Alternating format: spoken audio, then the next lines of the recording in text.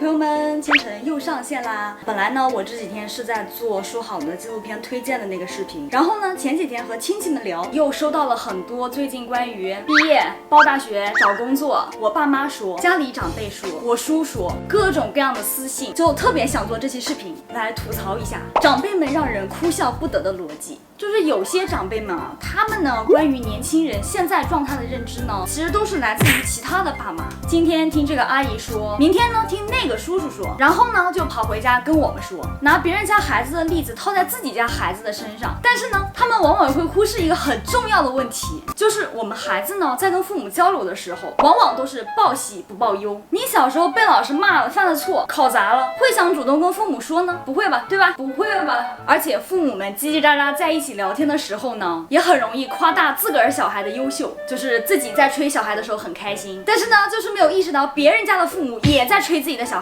深有同感的请打个1，好吧？比如说，就说别人家这小孩啊，学了医学这个专业，都读到了博士，这个专业好，毕业之后可以直接去大医院，不用愁就业了。他们呢也不会说不读到博士就去不了大医院。学医呢，前期是不愁工作，但是愁工资啊。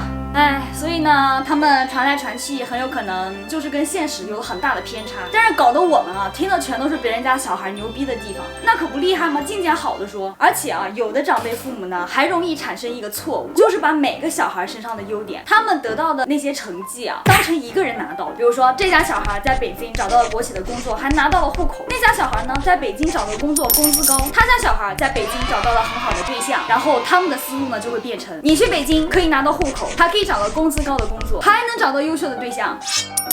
有的长辈就会觉得很多事情按照他们的计划实施起来就非常容易，非常简单。下面呢就是一段真实的和长辈交流的场景。晨晨啊，我跟小 A 说让他毕业以后去大城市的呀，去北京的呀，北京机会多呀，多挣钱。他有一个同学，他哥哥在北京工作，一个月好几万的呢。是北京赚得多，但竞争也多呀，好机会都是那些条件背景好的人在竞争的呀，而且赚得多，房价物价也多。作为外地年轻人哦，想要在北京生活扎根还是比较辛苦的。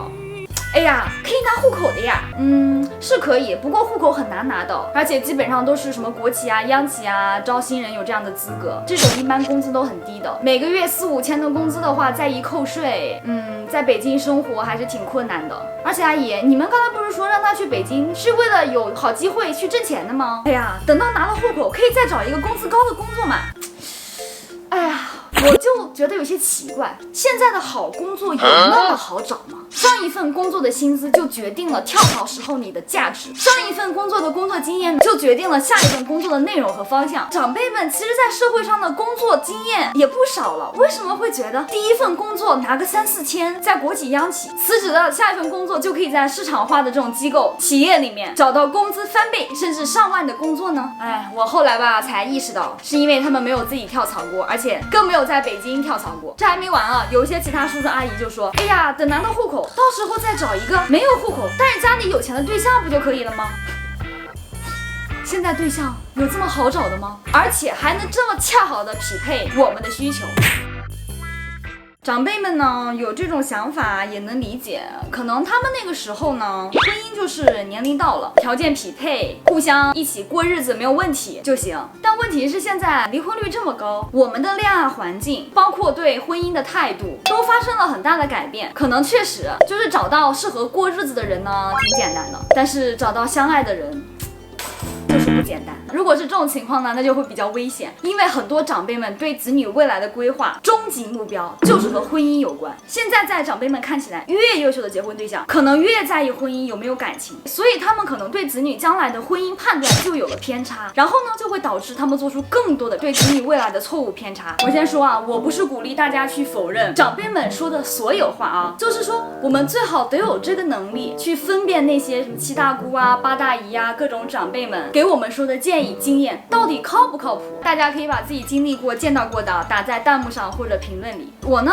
比较常看周围人经历到的，比如说让子女呢去大城市工作，但是呢要找一个稳定的工作，比如说考个公务员，这样呢好在大城市找对象。先不说在大城市啊，当公务员和好找对象之间就没有什么必然的联系。关键是我寻思着你既然追求稳定，干嘛还要去大城市呢？大城市就代表着不稳定啊。而且有没有可能当整个国家都在快步往前走的时时候，稳定就意味着落后。有没有可能稳定就不适合自己的小孩呢？还有以前啊，有一些叔叔阿姨就跟我家里人说，哎呀，你女儿从帝国理工毕业，怎么不去银行工作呢？女孩子去银行多好呀！这些叔叔阿姨根本就不知道在北京生活，在银行工作是什么样的情况。我们最常听到的话啊，就是大人们总说小孩子就是不现实，就是想的太少。但是大人就一定代表着见得足够多，能做出足够正确的判断吗？年纪大确实是走的路多，但是成长背景啊、生活环境啊，甚至人生的目标都可能跟下一代完全不一样。这样的经验怎么能用于强硬的去规划子女的道路呢？他们的所有想法真的都经得起现实的推敲吗？真的逻辑清晰、目标明确吗？这对于子女的人生来说不危险吗？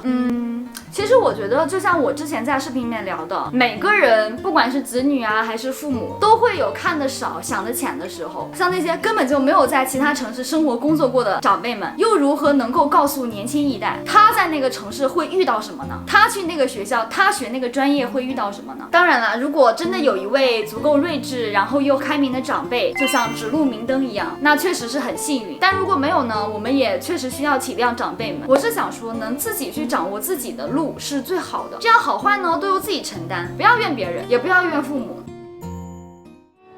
이 아빠도 태어날 때부터 아빠가 아니잖니. 아빠도 아빠가 처음이기. 그게 우리 딸이 조카 봐줘.